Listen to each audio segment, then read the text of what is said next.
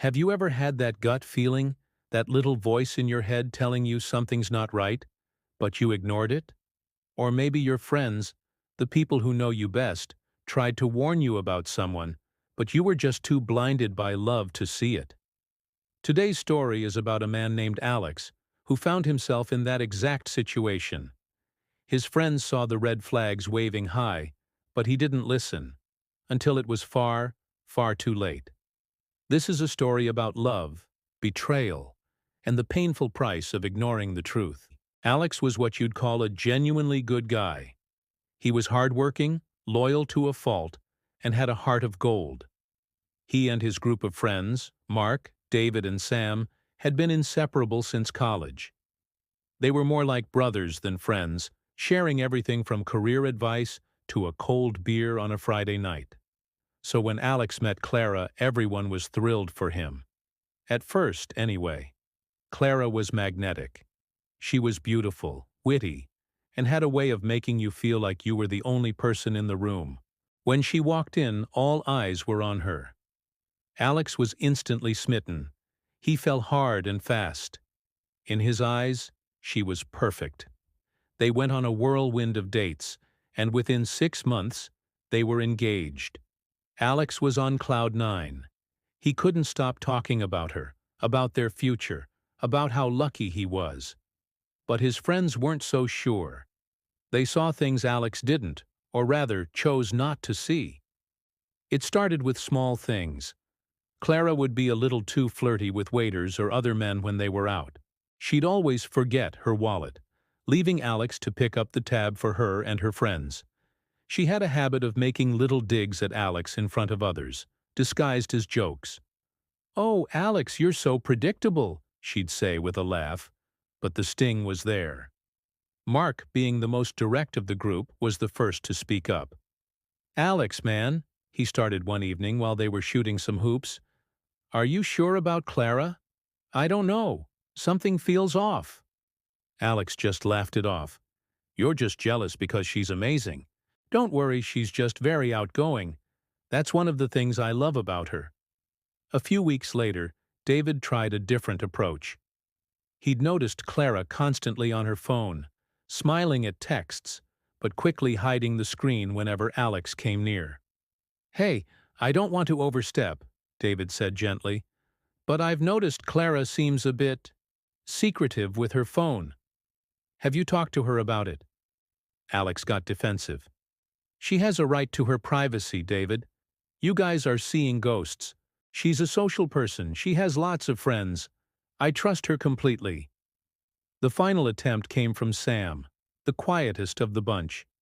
He'd overheard a phone conversation of Clara S., where she was complaining about Alex to someone, calling him boring and too nice. Sam pulled Alex aside at a barbecue. "Listen, I heard something.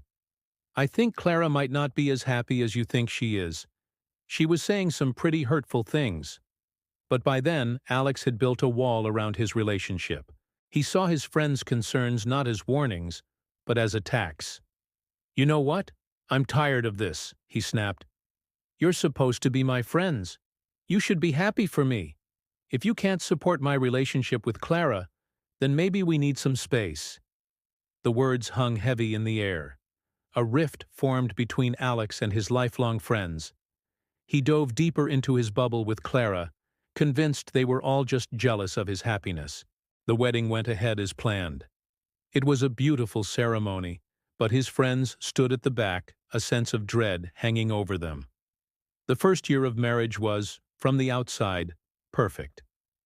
Alex worked hard at his architecture firm, providing a beautiful home and a comfortable life for them. Clara, who had quit her job shortly after the wedding, filled her days with shopping, lunches, and gym sessions. Alex, wanting to believe he had made the right choice, ignored the growing distance between them. She was often out late with the girls, and her phone was now permanently attached to her hand, guarded like a fortress. The cracks started to show in ways even Alex couldn't ignore. He came home early from a business trip one day, planning to surprise her. He walked in to find the house empty, but he heard the shower running upstairs. He smiled, thinking of a romantic reunion. He called her name as he walked up the stairs. The shower shut off abruptly. "Alex, you're home early," Clara called out, her voice laced with a strange panic. When she came out of the bathroom wrapped in a towel, she seemed flustered. "I wasn't expecting you. I was just cleaning up." But Alex's eyes fell on two wine glasses on the bedside table, and the distinct smell of a man's cologne lingering in the air. "Who was here, Clara?" he asked, his voice low and steady, though his heart was pounding. "No one. Don't be ridiculous," she scoffed, trying to laugh it off. "You're imagining things. You must be tired from your trip."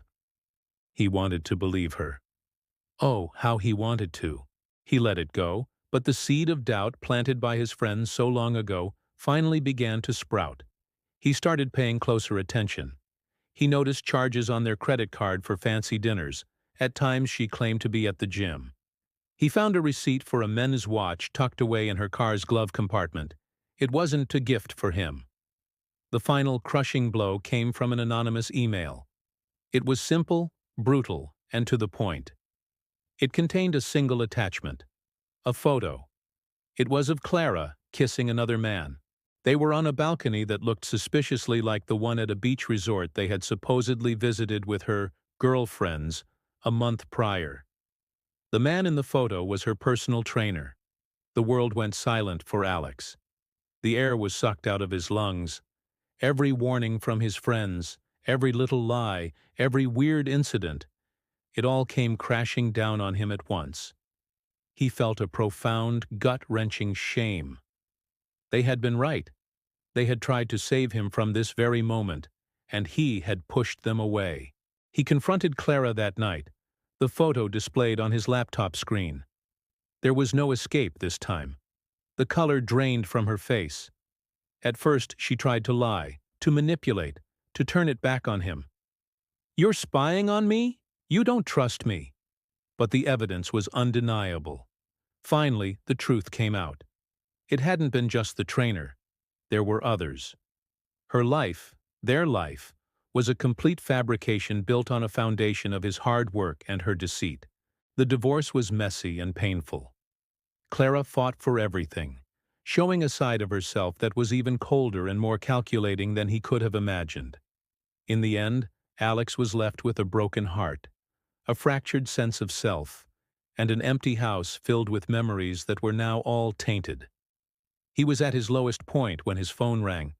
It was Mark. "Hey," he said simply. "We heard what happened. We're on our way over." They didn't say, "I told you so." They didn't lecture him, they just showed up, Mark, David, and Sam. They walked into his empty house, brought pizza and beer, and just sat with him in his silence. They let him talk when he was ready, let him cry, let him rage. They reminded him of who he was before Clara, the good man they had always known. It was a long road back for Alex. Healing from that kind of betrayal isn't something that happens overnight. But with the unwavering support of his true friends, he started to piece his life back together. He learned a hard lesson about trust, about love, and about listening to the people who genuinely have your back. Sometimes love can be blind, but true friendship always sees clearly. This story is a powerful reminder to pay attention to those red flags, and to cherish the friends who are brave enough to point them out, even when it's the last thing you want to hear. Thank you so much for watching. If this story resonated with you, please hit that like button, and subscribe to the channel for more content like this. We'd love to have you as part of our community. See you in the next one.